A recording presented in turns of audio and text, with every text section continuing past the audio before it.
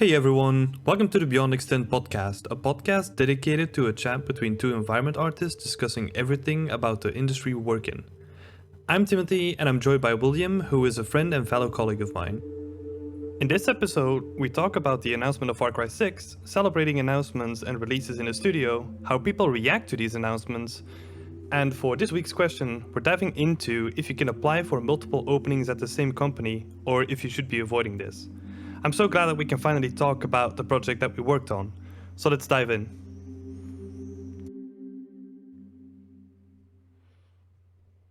Hey William, hey everyone, welcome back to the podcast.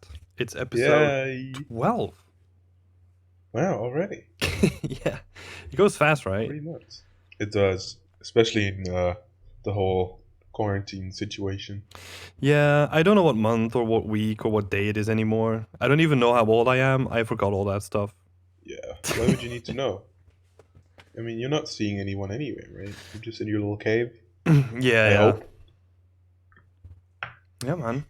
Saving the world.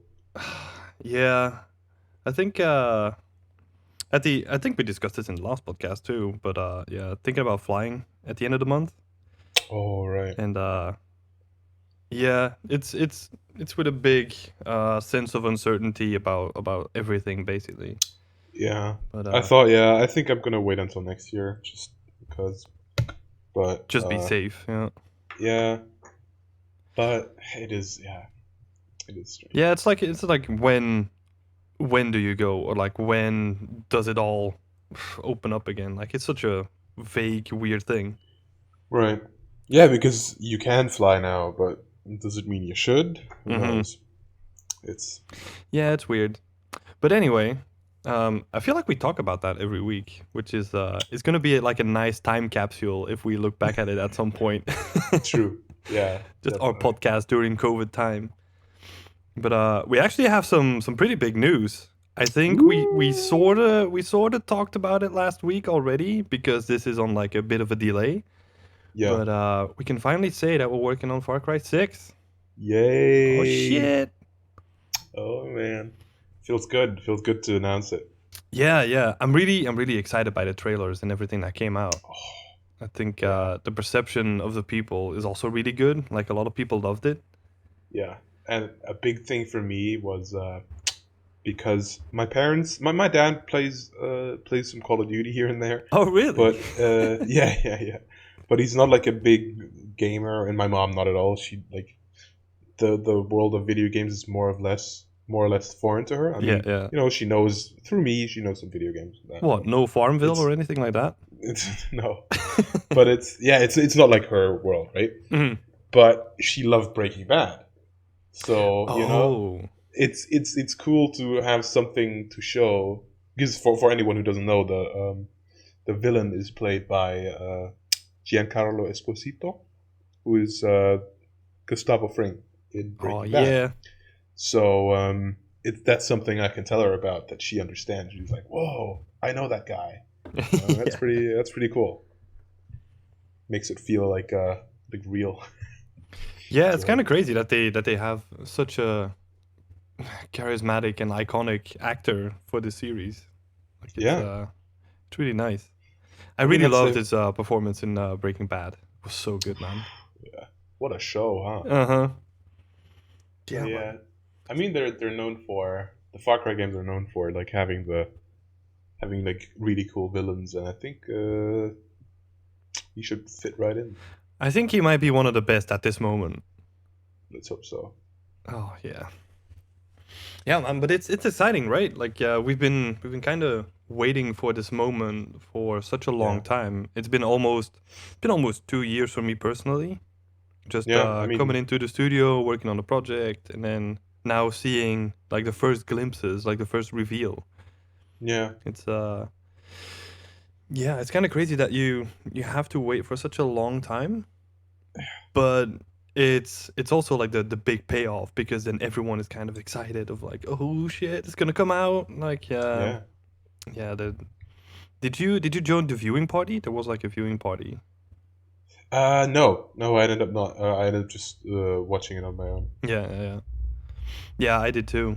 It was awesome. Yeah, it's pretty cool. It was, yeah, it's like the first time because before in outsourcing, you don't have that feeling of identity with the game you're working on because you're working Oh, for someone else. yeah, yeah. So this time it was like more of a feeling of like ownership and being like, oh yeah, this is what I've been working on. I mean, it's Mm-hmm. only been like 9 months for me, but still, I'm a part of it, and it feels really cool. Yeah, man. Can be proud of that stuff. Yeah, So, and it's how did that go in outsourced? Like, there was no like celebration when like a game came out. It was just another day. I mean, kind of, yeah, kind of. You would say like, oh, okay, they're shipping, we're done, but you would be like done like months ago anyway, right? You would be Yeah, done with the yeah. project because the all that stuff that like before launch that doesn't have to do that doesn't have anything to do with outsourcing, right? It's Mm-hmm. just like bug fixing and checking this, checking that, and for us it was like, okay, so like we give it to them, and then it's kind of their thing, and then a couple months after it'll be like, oh yeah, we're out. Yeah, yeah. Like, all right, Yeah, that's I don't interesting know the because whole deal. I've always looked to outsourcing as a really good way of getting like multiple projects on your portfolio if that is what you're looking for. Yeah. But then on the other side, like if you don't get to celebrate when it comes out, I feel that's such a big part of working in games that Hmm. yeah, that's weird. I mean, I have no experience in outsource anyway, so I don't know what I'm talking about, but that's my I mean, perception. yeah, outsourcing can be really cool because, like you said, you get to work on a lot of different projects in like a quicker time frame. So you learn. Like I would say that there's this is it's going to that company Elite 3D where I worked is probably the best thing that I could have done at that point. Mm-hmm. Because not only did I get work experience and like studio experience, but also I was able to work on a couple different games, completely different workflows, and also you sit next to people sometimes working on other games, right? So Oh, yeah. and depending like a lot some projects are like completely under wraps, right? You can never see anything Mm-hmm. because they're like super top secret. But some other projects it's not that harsh, so you can kind of see, oh okay, this is what they're doing with their workflow, this is what we're doing, and you or just like working on different projects yourself, you can be like, oh, on this one we did it like this and that worked fine, but on this one we're doing like that, maybe doesn't make this much sense. So when you're working on a personal project or something like that, then you already have that perspective of Mm-hmm. like all the different workflows, and you can kind of choose what you think is the best one, right? That's really really cool. Yeah, that's super interesting. I never thought about it that way. Because it's all good, right? Like because you signed an NDA in the beginning anyway, so you're not going to be able to talk about what's happening Oh, on exactly. the other Yeah, projects and all that stuff. yeah. But yeah, it's super interesting because it's like it's a more broad look of the industry in general then because you're Oh, kind yeah, of definitely. you can kind of pick like other people's brains from other projects and be like, oh, this workflow this worked well, like you said, and then some stuff doesn't work as well, and then you can kind of puzzle all the pieces together Yeah, and create like a really good workflow from that. yeah, exactly. I mean, it's that's the thing, right? It really depends on like what you can talk about, because then there's like so many NDAs and whatever. But on some projects, they're kind of, I mean, yeah, and you're not talking about specifics, right? You're like, oh, how did you do this for your project? Hmm. I was like, that kind of stuff's fine. And then yeah, if you're the guy working on like three different projects in a year, it can be really interesting to see all the different workflows. Yeah, Even yeah, though it yeah. can also be very stressful because you have that onboarding thing 3 times in a year, then right? Yeah, that's true. Which Yeah, you because it spend always like takes some time to go from yeah this project to the other project. yeah Yeah, I do like quick turnaround projects. Like at Frontier, they were pretty quick as well. mm, Like I think the entire development. Well, I didn't join like all the way in the beginning. But like the entire development that I was a part of for Planet Coaster took like a year and a half, something like that. wow And then we did another year for I think Jurassic World, like a hmm year or two. So it was like just really quickly just getting as an artist, that's what you're looking for, right? Like you're just getting like these projects under your name, Yeah. and then it's just like really quickly moving on to the next thing. Like in the, I always forget how long I was there, but I think it was like 2.5 to 3 years, and Hmm. I have like 3 projects under my name. That's cool. So it's really awesome to go through that, and it must be the same way for outsource too. Yeah, let me think. So I was there for 1 year and 9 months, and I worked on, um, I'd say, depending on, because some of it I was only on for like a couple of weeks or like a couple of days to help out. Mm-hmm. Yeah, But yeah. I would say like between 4 and 6 projects. Oh damn. Yeah. Yeah, that's pretty good.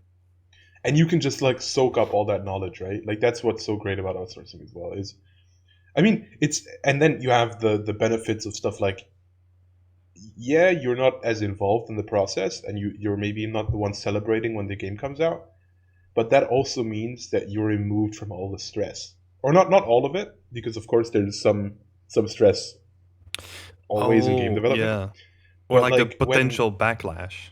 exactly, like I worked on Overkill's The Walking Dead, Mm-hmm. which was a good looking game, which is the only part that we had anything to do with, but it wasn't well received at all. It actually got Yeah, removed off of Steam at some point, which I didn't even know was possible.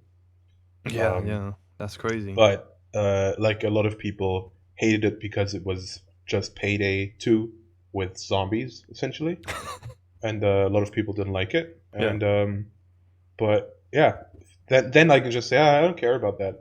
Like the game looks good. That's all I care about, right? yeah, yeah. That's So that's so your contribution to that game. exactly. So you're removed from that part of it. You, Yeah. you don't get like the stakes are lower, right? Mm-hmm. You don't get all the nice rewards. You don't feel as accomplished, maybe, but you also don't really care if it doesn't go too good. Mm-hmm. Mm-hmm. But I mean, ideally, you should still care, obviously, and you do because you're human, right? You if you work on stuff, you want people to see it. Yeah, yeah, But it's not. It doesn't feel like if you're working on a game for 5 years and then it comes out and everybody hates it. That's a different thing. yeah.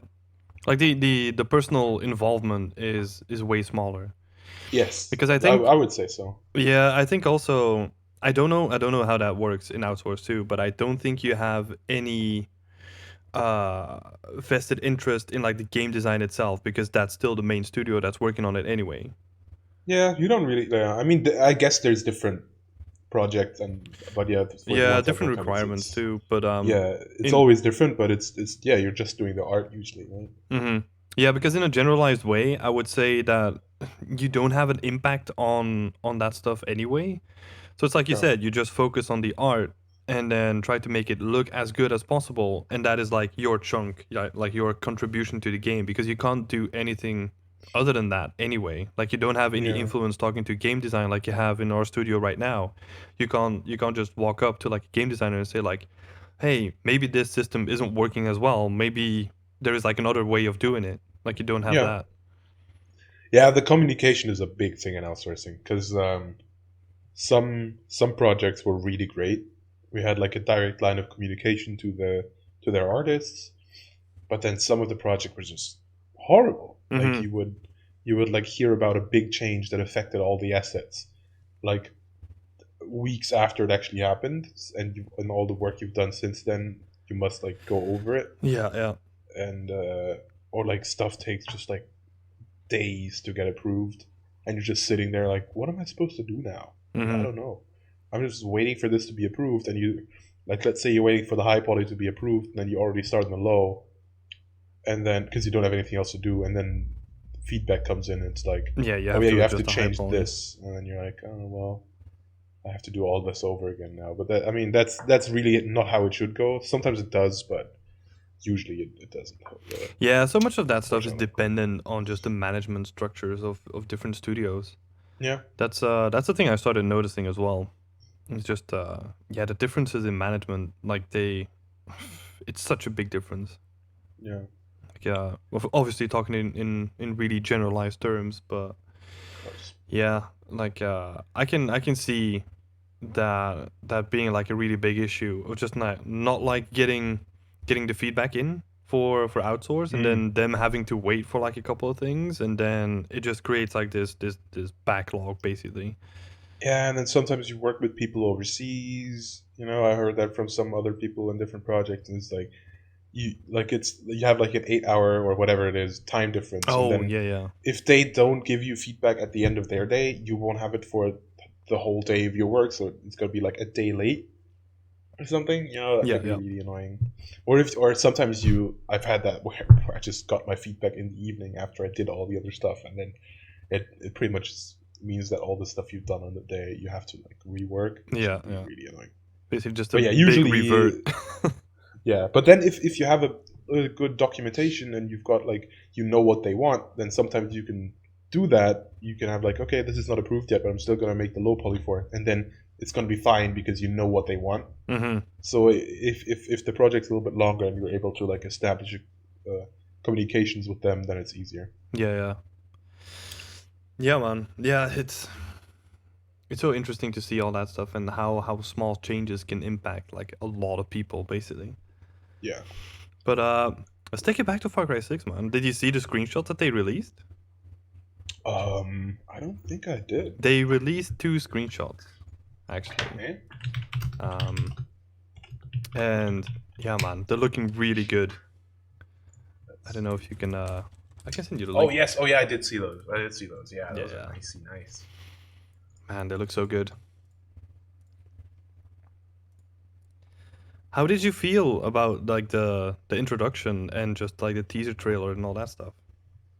I mean, yeah, it just looked like a TV show Yeah, trailer, yeah. right? Or like a TV show intro, like True Detective or something. And that looks. I thought it was really impressive. Yeah. I was actually looking through the director that made it, and Yeah. he did stuff for True Detective.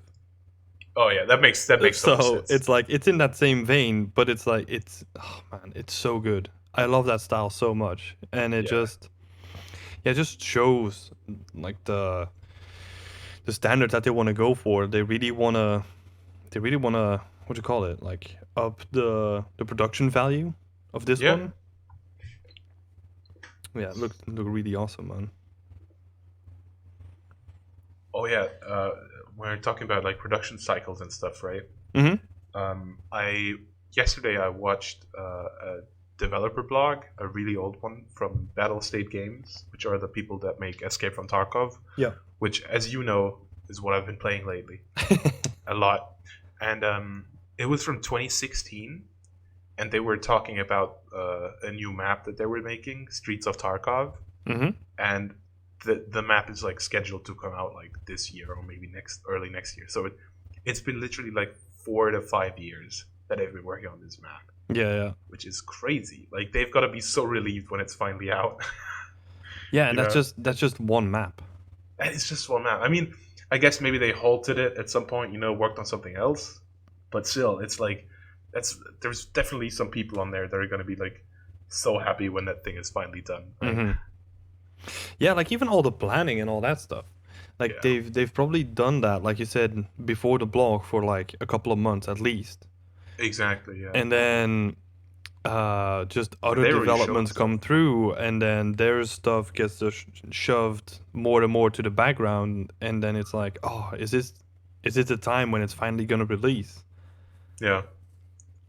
And I must be so That, excited. yeah. That's got to be hard though. Working on a game that's like I think they're in beta now, Mm-hmm. and it's like a live game, right? So, because they get like so much feedback from the community and stuff, which is great. But then I remember they changed like one quest reward that made it so you get like a lot less money for one quest, and or a different item rather, but it just means a lot less money. And Reddit was like going crazy that day, like people like just just being so mean. I mean, Jesus Christ. And that kind of makes you feel really bad sometimes with the devs, because it is hard making video games, and then you have to make decisions sometimes that maybe it just seems like not the right decision for the players, but usually, let's say, the devs probably have a better idea what they're doing. Yeah, yeah. Um, I was gonna say that too. Like a lot of the public outrage is it's just like a couple of really vocal people jumping up and being like, "Hey, what the fuck? Like, I don't get as much profit from this thing, but it might yeah, be like an exploitable mission." I'm not saying that this was like in this case, but yeah. it's They had their reasons to change it, right? They didn't just yeah, change it yeah, for because fun. the player only sees like, oh, this quest reward, I don't get as much from it anymore. But then the Yeah, game developers, they see like the entire network of how this connects to other people, other things, and other people, and yeah. I mean, I understand why people were mad because they changed it in the middle of the wipe. So some people had already gotten the good thing, and some people didn't. You yeah, know, yeah, yeah. it's definitely not a great way to do it. But Mhm. yeah, I understand why. Like, well, I don't understand why they did it, but I understand that they had a reason to do it. Yeah. So, but yeah, it's that kind of stuff. Man, that's got to take a toll on you if you're Uh, just everything well, you do is like scrutinized, right, all the yeah, time. yeah. That's one. How would you call it? Negative side to being like really open about your development. Yeah. But I would say in general, I really like just being open as a developer. We had the same thing on Planet Coaster, where Oh yeah. obviously during development it was a little bit more closed off. But then as soon as we announced like the alpha and the beta and all that stuff, it was like really open.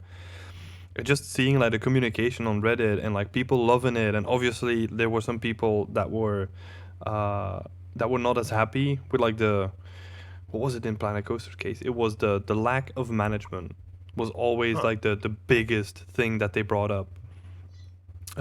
So a lot of people went crazy for that, but then other people loved it because it was just like a creative sandbox and you could really build Hmm. everything that you could think of. I mean, the first things we saw were people spending hours and hours decorating like toilet stalls. Like those were the first things that came in through Reddit, and it was just like people Wow. making these really nice toilet stalls that they built with like pieces that we gave them, and it was so nice to see. I mean that is the thing, right? Like I've never had a game that I've worked on that was like this, but like if you have a game that has like a huge community, and like when you have a game that people make like videos about, like guides or something, right? Mm-hmm. Like that's really cool when there's like a meta game that people can like document and stuff like that. I think that's really cool Yeah, yeah, because then like there's people that almost make it like their job to think about a game that you made, which is just crazy. yeah, yeah, man. Those people are just amazing. Like on Planet Coaster, we had a couple of examples where people would spend months and months of playtime on just creating like these dark rides, but they were like recreations of movies. Oh So wow. if you would sit on that roller coaster in like first person view, you would there was this one example, um, and it was like the Aliens movie, and Hmm. it would go through all the big scenes while going on the roller coaster, and it was like the entire movie. Wow, and they recreated it with the stuff that was in the game. Yeah, yeah, yeah. Kind of I wow. but it's such a creative use of using it because I've had this example that I created like these holiday sugary trims basically. But the way that Oh, we had it okay. set up in Planet Coaster, you could give them any color that you wanted. Uh So huh. what they did is the standard color was white because it was like this really nice sugary kind of trim.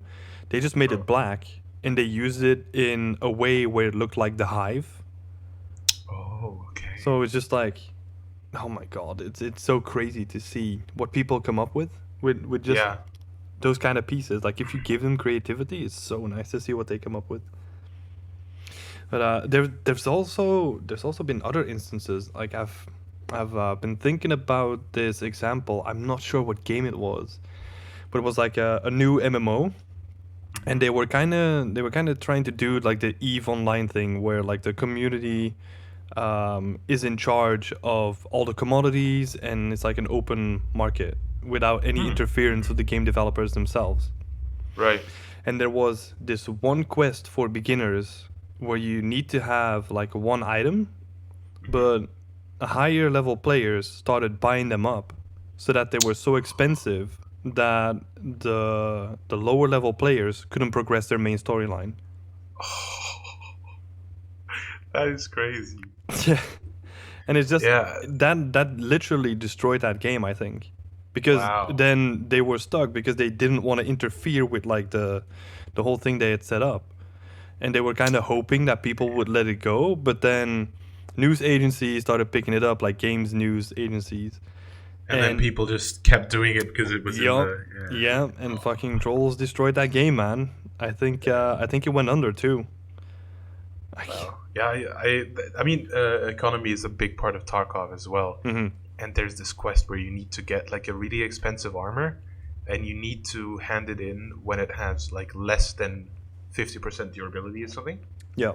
And the armor sells for, let's say, like 400,000 rubles on the market, um, but there's no, like, they're all like full durability, and no one sells the one with low durability because it's a whole mechanic thing. You can't sell stuff that you whatever. You have to have found it in the raid or Yeah, whatever. yeah.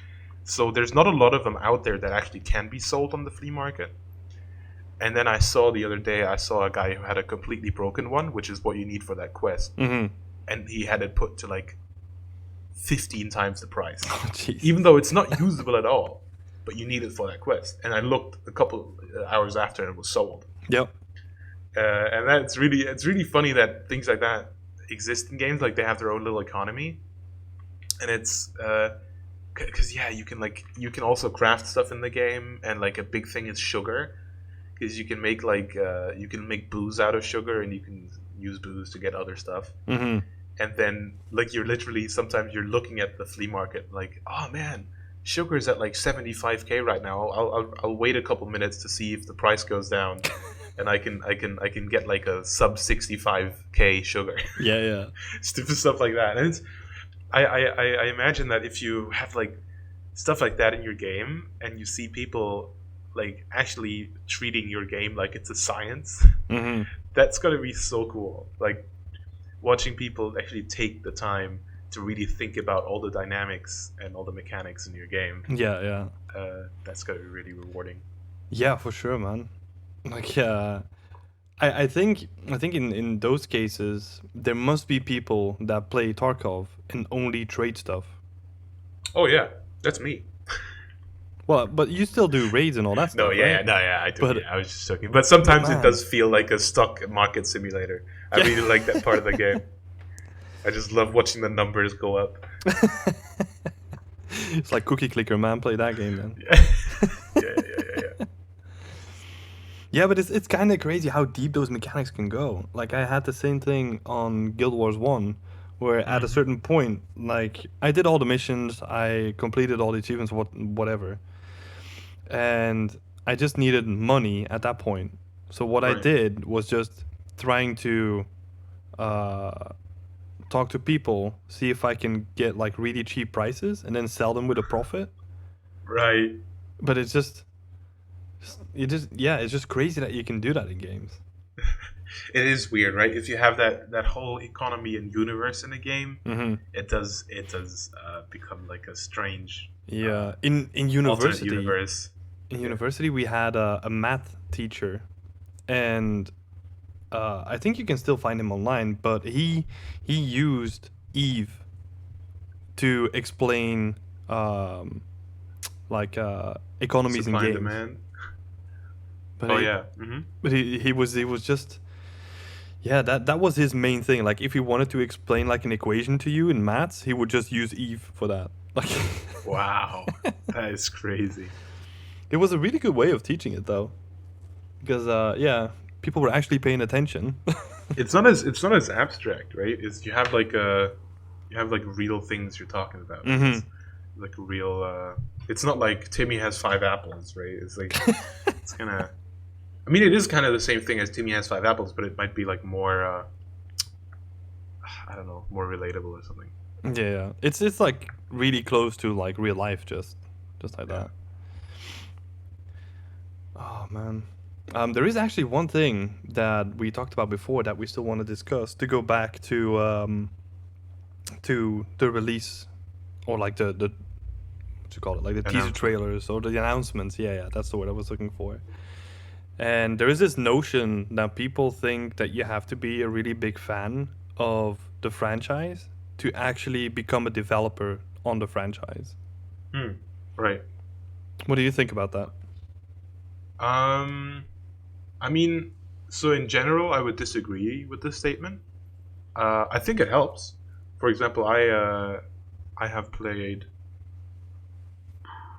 3, 4, 5 Blood Dragon and Primal. So that's like 5 Far Cry games that I've played. And I've been a oh no, and New Dawn, yeah, 6.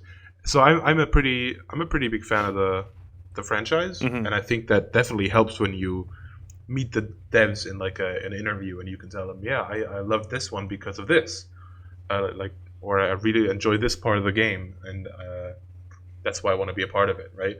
So it's it's not a requirement because there's even people in the games industry that don't play games themselves, or that don't even love games that much. I think it might be especially programmers because it's like a little bit more removed. Like I don't think there's a lot of game designers that don't play games because that's kind of the whole point. Mm-hmm. Um, but for some people, it's just a job, right? And that's okay Yeah. because it is just a job. But for some people, it's more of a passion thing. Um, but so I would say that it definitely helps when you have some passion for the game and a lot of like job openings, they state like they want someone that's passionate for games or that has some experience with this franchise. Mm-hmm. But it's not a requirement. I would say it's just a bonus. It's just great if you have someone that's passionate because it means that they will work harder probably and they know what they want to achieve because they've played the games themselves. Mm-hmm. Yeah, I agree, man. Like because I'm in that same position. Like I didn't play that many Far Cry games overall. I played 5 and 3, I think. Then I kind of dabbled in New Dawn, but I didn't really like the art style of that game, so I was like, yeah, just leave it. Yeah, fair enough. um, but yeah, like I'm trying to think back to our interview. Well, my interview, and I don't think that ever came up. It might have, but it's such a small point in like the grand scheme of things. Like they wanna hire you for your skills, and Exactly. Yeah. it's like you said, like it's a nice bonus to have if you already know like all the mechanics and if you know what the uh, principle of the game is. Like Yeah. for Far Cry, it's always like exotic locations, right? So that's like the Mhm. main thing. Um, so you kind of know what you need to expect in those Yeah. cases. But yeah, I wouldn't say it's a requirement. It's yeah, just something extra, some gravy on top of your potatoes. Yeah, and I mean, not only for the studio, right? Because they want someone that like it's a bonus when someone has experience or is a fan of the franchise. Mm-hmm. But it goes the other way around as well, right? Because it's really cool to work for a franchise that you were a fan of, Yeah, yeah, but it's not a requirement. You know, you can also just work on a game that you don't play yourself, but it might be a good paycheck. It might actually be better because then you maybe you can look forward to the games you play more. You know what I mean? Because Yeah. maybe if you worked on them, you wouldn't be as excited for them anymore. I don't know. Yeah, yeah. But yeah, it's so that's the thing. I'd say you have to see for yourself. So for example, for me, it was actually when I left university, I actually kind of told myself at some point I want to work on a Far Cry, which is pretty crazy to think about. That like 2 years later, I am, which feels really good. Mm-hmm. But Yeah, man, that's awesome. It's such a Yeah. short time span too. yeah, it's those last couple of years have been crazy for me. Man. Yeah. I just turned my life around completely. Oh yeah. But yeah, so that's I had the thing, same right? thing. You have to see. Go Yeah, ahead. I had the same thing when I was in uni. I think we discussed it before, but I really wanted to work on like a Fallout game. And then Fallout 76 got released, and that just it really killed my Yeah. excitement. Put a for it. damper on it. Yeah. I was thinking about, oh man, Bethesda would be so cool to work at, because I love their games, right? Hmm. Fallout, Skyrim, all that good stuff. Oblivion back in the day. But yeah, then you know, you hear some stuff, and you're like, I don't know, maybe not. Yeah, obviously we're making assumptions again. That's always kind of Totally, no, dangerous. no. I mean, but- just like about, no, I don't know what their like what their working environment is like. I have no idea. But like, yeah, like you hear about Fallout 76 and what a train wreck it was. And yeah, yeah, because I think about this too. Like at some point, there's still a detachment between the project and a good working environment. Like maybe the project isn't that good, like the end result of yeah. it, but like the working conditions could be fantastic and the team spirit could be really good, but then maybe the end result didn't play up. Yeah, but then that's fine, Hmm. right? Where it can be. Of course, if you're working on something for years and years, you want it to be good. You want people to like it. But if you've got, like, if you think about it, other people, they don't care, right? Like they don't care about their company a lot of the time, or they just go to Yeah. work and then they leave and then they get a paycheck and that's it, Yeah, right? And yeah, it's of all because of course- that passion, man. Like we're yeah, invested that's in why the we're stuff in that we do. games. Yeah, but if I'd say probably stuff like that is more important, like having a safe, like like a job that you're not going to lose, having good people working around you, having like a nice working environment. Hmm. I'd say that it's just as important or even more than working on a cool game. Yeah, yeah, Because definitely. if you worked on a cool game but then you're burned out, I don't know if that's worth it. No, I don't think so. But yeah, man, yeah, that's a really good point. Just the entanglement of passion within the work industry, like I in mean, yeah, we pretty much talked about that for a whole episode, right? yeah, That's, exactly, It's a exactly. big thing. So you can always go and listen to that one if you want. What is Um, that, number 10? Number 9? I think it was number 9. Right. We should know really, but Yeah. But yeah, this is just a paycheck for me. I just show up here. I don't care about it. I don't listen to the podcast. I just show up. Nah, just kidding. I'm not getting paid. God damn it, we both aren't getting paid at the moment. I know. I'm just kidding with you. I don't want No. backlash. No, but yeah, that's the thing, right? So it's passion is great, but it's not necessary. Yeah, exactly. As weird as it sounds to say that, but I mean, at the end of the day, it's a job, and of Yeah. course, it's better like when you walk or when you go to work and you have that feeling of, man, I'm gonna work on this today. Mhm. You know, that's great. It's such a beautiful thing. Yeah. But yeah, if you do your 8 hours a day and then you go home and you do other stuff, I mean, yeah, that's okay. Hmm. Not everyone has to be crazy about what they do, right? But I think with the type of people that go into game development, I think most people aren't in it for like just the money. Like they could do another job probably and make the same or more money, Oh yeah, definitely. but they don't because they do love games so much. Mhm. So I think that's definitely Yeah, It's and for there's most there's people, that's also what it like a is. difference in being passionate about your job and being passionate about the project itself. true. Yeah. Like you could be working on, I don't know, like just as an example, some amazing environments or some amazing props Yeah. that end up in a franchise that you're not really a fan of yourself, and that's fine Yeah. because you still have that Totally. attachment to the work that you do, and it's gonna end up in a project that you maybe don't like, but that doesn't matter in the end because you still know that you've put your heart and soul into those props and environments. Of course. Oh yeah, man. Okay, should we switch it up and look at one question for this week? Yes, sir. All right, cool. So we kind of talked about the passion that you need for a project. Like, say you're applying for a job role at Farcry, if you need that passion or not. So I want to kind of tie it in with this question from Hamish Ames. And he asked, should I apply for multiple openings for a studio role or just stick with one? Hmm.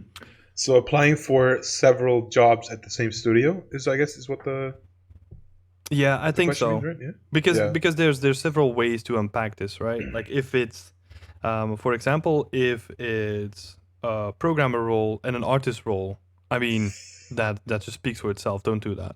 Yeah, don't do that. But yeah, if it's like they have like a general application for art, and then they have senior environment artist, and then they have junior hard surface artist, let's say, Hmm. then you could. But from what I've heard from recruiters and stuff, if you're gonna apply, like, I mean, that's what happened to me, right? I applied for a hard surface role, and then they said, you know what, we like your stuff, but we've already got one for that role, so we have something else, which is environment slash prop artist. So maybe that will fit you. So I Hmm. think if your portfolio and your like your CV and all that stuff is good enough, then if you just apply for one role, then they'll tell you if you fit better for another one. Yeah, Like yeah. if they want you, they'll tell you. So I would probably say if yeah, if it is like the in the example that I just gave, just apply for like one of the roles and Hmm. say what you're interested in, what you're. I mean, you show in your portfolio obviously what you can do, and then hopefully they will be able to see if it fits, or maybe if it fits another role a little bit better. Yeah, yeah. Yeah, I totally agree. Like, if you're gonna apply for like three roles, like say your example, like the open application, the senior environment, and like junior hard surface, and they see your three applications come in, that shows them that you're not really focused on any of them, or that you're Yeah, really unsure about what you want to do. So I think, in my opinion, it's better to just go for that one role that you really want to have and that you're really passionate about. Say you're really good at hard surface, just apply for the hard surface opening. yeah, And a thing like you said, you can always talk with them afterwards. Like yeah. it's And you can grow into a different role. yeah, that's one of the things. Or like even talking to the recruiter, say they really like your portfolio and they get back to you, and then they have this you have this chat with them and saying that, hey, look, I've been in the industry for like a couple of years. I've applied to the junior hard service position, but I think I'm really suited for like a senior, just to give an example.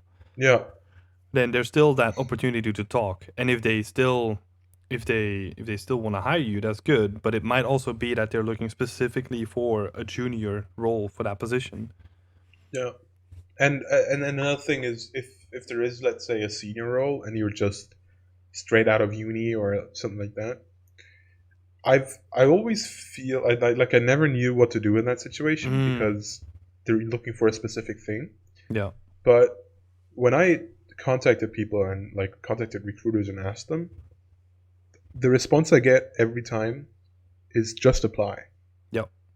Like if there is a senior role, but you feel like you're more of a junior, then maybe what they'll do is they'll hire you, and then one of their intermediate artists will become more of a senior role, Hmm. and you kind of they take their place or something. Like if you're good enough, if they're what if you're what they're looking for, they'll find a way to squeeze you in there. You know, Hmm. Yeah, especially if you're starting out, they might not because it's not worth it for them. But at some point, like it's just worth it to just apply. yeah, yeah. Yeah, man, I definitely agree, because there's a lot of beginners or like people trying to get into the industry that get really intimidated by just the raw facts on like an application, because Yeah, most of them have like, oh, minimum 3 years of experience, minimum 2 years of experience, minimum yeah. bachelor, minimum this. Three All ship AAA titles. Yeah, yeah, yeah, that's another big one, right? Like those things don't really matter. What matters is your work, your portfolio, and how good you are as like a team fit too. Yeah, Um, I'd say all these application requirements. They're not requirements. They're more like general. Like they're more like to give you a feel of the range that you should be in, hmm. right? But I think the most important thing on that application sheet, for me, anyways, is the part where they say your responsibilities and your skills. Like, what Yeah, do yeah. you need to do on a daily basis? And if you feel, of course, you should be realistic in your assessment there. You shouldn't be like, oh yeah, I can do this as well. Oh yeah, I'll learn that. Mm-hmm. Like, you should have some knowledge already and all that. And if you feel like, oh yeah, all of this, everything on this list, I feel confident in, but maybe you only have 2.5 years experience and they're asking for 4. Yeah. Just apply. In the end, that is something that can be changed. Mm-hmm. Not the Yeah, most like important thing. even if you look at all the requirements and there is like one requirement that you don't have, like don't overthink it. Still just Yeah. go for it. Yeah.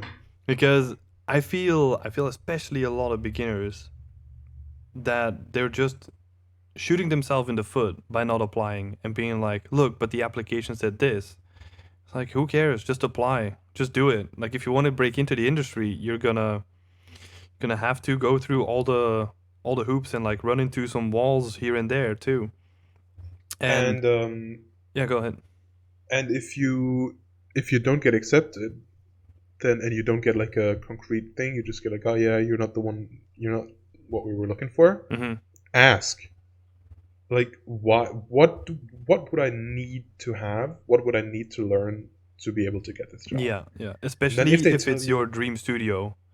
yes, and if they tell you, you just need more experience, then well, that's what it is. But if they just tell you, we were looking for something more like realistic, you don't really show us that you could work from reference and you can Mm-hmm. just make something just like it is in the photo, or like maybe it's the other way around, you need to show your own style and this is all like realistic stuff, then you know what direction you want to go in, and Yeah. maybe develop into more of that kind of thing. Mm-hmm. Yeah, you just have to be true to yourself and just Yeah. stick to the stuff that you want to do and don't be afraid to put yourself out there. Yeah. Like it's And a then it's a big part of just being an artist, especially in these days with social media and all that stuff. I'm not saying that you have to, but every every little thing helps. yeah. Like a lot of my a lot of the people that I talk to, they get their jobs through Twitter or something like that. Oh wow. So I personally got reached out by a producer from our current studio through Twitter, and that's how we found me. That's crazy. So yeah, I think people are underestimating the power of all that kind of stuff. Yeah. But yeah, to go back to the applications, like don't be intimidated by them. If you really want to do it, just go for it. And if more importantly, if you don't get a reply, don't get demotivated. Because Yeah. that's also like a big thing, right? Like you send out, I don't know, like 15 applications and you only get to hear from one, and then they say that you're maybe not good enough and you need to focus on these skills. Just ignore it. Like they probably get like a ton of emails every day, and a lot of them get filtered through like an um Yeah. automated thing, and then HR looks at it and they go through the raw facts, and they just, I don't know, like the example before, we there's an application, you need like 3 years and like 2 ship titles, whatever, and you apply as a student.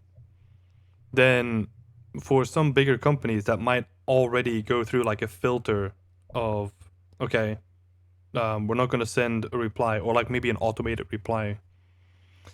So yeah, like looking at applications is not the only way to do that stuff though. You can also talk to people personally. Like if Yeah. you use LinkedIn and you found the LinkedIn of an art director at some studio, you can always just ping him a really friendly message and say that you're looking for a job. Yeah. I mean, I think that there's definitely people that go too far with that kind of thing. Mm-hmm. Mm-hmm. So you shouldn't bother people. Yeah. But if you're being respectful, if you're not just like, hey, give me a job, which I have actually had that kind of message before, which is strange because Yup. I'm in no situation, I'm in no position to do that. But I got a message saying like, do you know any game company CEOs? Like, no. Can you get me a job in Germany? Like, I'm not even in Germany. I'm in Spain. Yeah. What are you talking about? Yeah. When it but comes yeah, to that stuff, like, those people instantly just go on like the ignore. yeah. Because But yeah, if you're really respectful about that stuff, like a lot of people are just willing to help. yes. So I've had that a couple of times where I applied for a job years ago before I got my first job, and Mhm. then I heard back from them that it wasn't going to work out, and I asked the lead artist, I think through Facebook, and I was like, I gave my introduction, so that he knew who I was, and it wasn't just some guy saying like, "Hey, what's up?" And I was like, "Yeah, I'm in this situation. I sent this application, didn't work out. So what could I do for it to work out in the future?" And then he gave me the feedback. It was really nice. It was such a beautiful exchange, and I was smarter after. I knew, okay, this is what I should go for. Yeah. Or how I got this job was through LinkedIn. I saw a producer saying, "Yeah, we've got this," like, or just like in general, like, if you want to work here at Ubisoft Berlin, then just ping me. And I did, and they Mhm. said, we don't have any artist positions right now, but maybe in the future. And then it kind of worked out that I was able to visit the studio, Yeah. Yeah. just like completely removed from anything else. It was just like, "Oh, you're from Berlin? Well, if you're in Berlin, just come by, visit the studio." Mhm. And then I was already on the radar, right? They knew me, they knew what I did, all that stuff. And then when I saw also on LinkedIn that a job position opened up, I was like, "This is my time to strike. I have to apply." Um, and then and then the whole thing is that it worked out. It was just like, "Oh yeah, we talked earlier." I mean, that's a big thing. I mean, I was so lucky to get that opportunity to like meet some people in person already Mhm. and be able to like have that connection. That's such a huge advantage, I Yeah, would for say. sure. Um, but Yeah. yeah, then having being able to like when you're there saying like, "Oh yeah, since then, I thought about this. I really like the studio space you have here. I like the people that I met. It's a great first way to open up, obviously, Mhm. if you already know some stuff about it." Yeah, for sure. But Yeah, I but think if we're talking about online communication, if we go back to that a little bit, just don't. yeah. It's like you mentioned briefly as well. Like, don't become a stalker, or like just shoot them a message. If they read it, it's fine. If they reply, then it's good. But don't get stressed and like send them a second message and be like, "Oh, did you read my first message like an hour Oh, ago?" Like, yeah. Don't be that guy. yeah, yeah, because it gets really clingy at some point, and then you're gonna end up on some blocked lists basically. Yeah, it's a really hard line to what is it to balance Yeah, yeah, to balance on. It's because of course you want to get their attention and you want to ask them a question, all that stuff. But I think it's really important.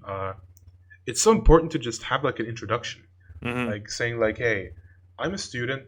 I'm doing this and this. I like your studio, and I would like to apply, but I'm not sure if I have what it takes. Like, do you think, uh, like, if you look at this, do you think I should go more into this direction if I wanted to apply, or whatever it is, right?" yeah, yeah. And if you're respectful and nice about it, you'll probably get an answer.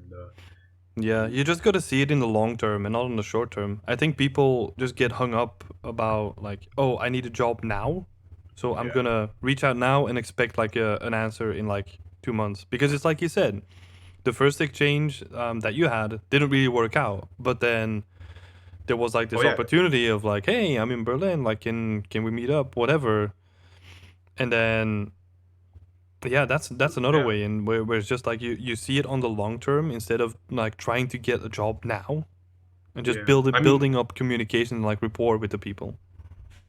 yeah. So I mean, for me, it was, I think, when I first talked to that producer, um, like the first time I wrote to him on LinkedIn, that was a year before I ended up getting the job, Yeah, because that was like in summer 2018.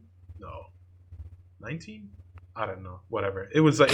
But then, yeah, a year later, like that December, I went to Berlin for Christmas with my family, and then I had that little visit, hmm, and then like half a year later, I I applied, and that whole thing Yeah. happened.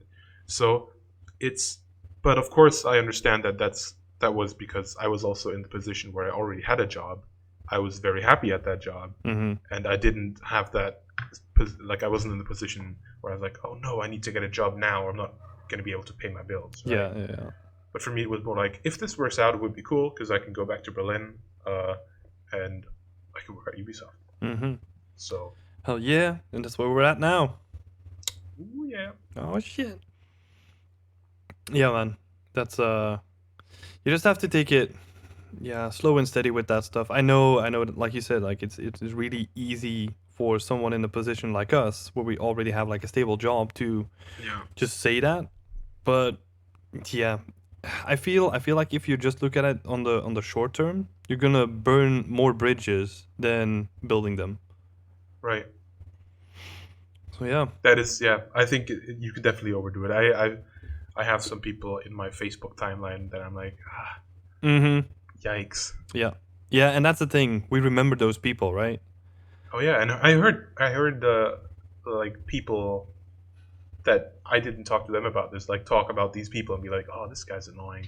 Mm-hmm. That's not the person you want to be. You Yeah, don't want to be in that position where people that's know really hurting your name. chances. Yeah. All right, man. Yeah, this was a really elaborate answer for such a simple question, actually. Oh yeah, I mean we went a little bit off topic. Like not we didn't stay on like should you apply for Mhm. 3 things, but I mean it's I think it gives a little insight on the whole process. Yeah, for sure. Yeah, man, this was good. Yeah. With a nice episode again. Thanks for coming on, man. Well, thank you for having me. Thanks everyone for listening. Catch you later. Yes. Goodbye.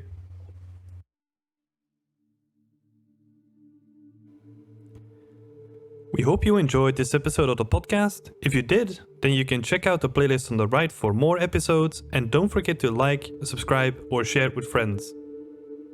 If you're an environment artist trying to break into the industry, or just looking to grow your skills, you can find a ton more resources like weekly tips, blog posts, and more on beyondextend.com. But that's going to do it from our side. Thanks so much for joining us, and a shout out to all of our Patreon supporters who made this possible.